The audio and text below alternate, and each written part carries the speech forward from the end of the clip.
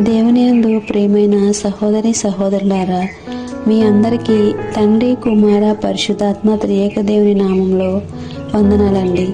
అందరికీ praise lord. ఈ ఉదయకాల సమయంలో బైబిల్ గ్రంథంలో నుండి అతి శ్రేష్టమైన వాక్య భాగాన్ని మనం చదువుకుందామండి. దావీదు గారు రాసిన కీర్తన 23 మొదటి నుండి చివరి వరకు. యెహోవా నా కాపరి, నాకు లేమి కలగదు. పచ్చిక గల చోట్లలో ఆయన నన్ను పరుండజేయుచున్నాడు. శాంతికరమైన జలముల యొద్దకు నన్ను నడిపించుచున్నాడు.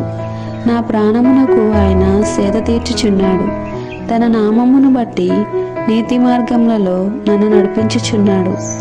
గాఢాంధకారపు లోయలలో నేను సంచరించినను ఏ అపాయమునకు భయపడను.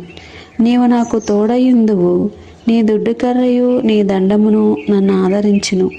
నా శత్రువుల ఎదుట నీవు నాకు భోజనము సిద్ధపరచెదవు. నూనెతో నా తల అంటియున్నావు. నా గిన్నె నిండి పొర్లుచున్నది. నేను బ్రతుకు దినములన్నీయు కృపాక్షేమములే నా వెంట వచ్చును. చిరకాలము యెహోవా మందిరములో నేను నివాసము చేసేదను. యెహోవాను మనము కాపరిగా చేసుకున్నప్పుడు ఈ వాగ్దానాలన్నీ మనము పొందుకుంటామండి. మన జీవితాల్లో ఈ వాగ్దానాలన్నీ నెరవేర్చబడతాయండి.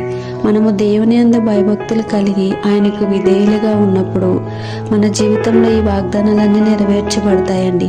మన కుటుంబంలో శాంతి, సమాధానం, నెమ్మది కలుగుతుందండి. ఏ అపాయము మనకు రాకుండా తన మహిమైశ్వర్యంలో మన ప్రతి అవసరమును తీరుస్తారండి.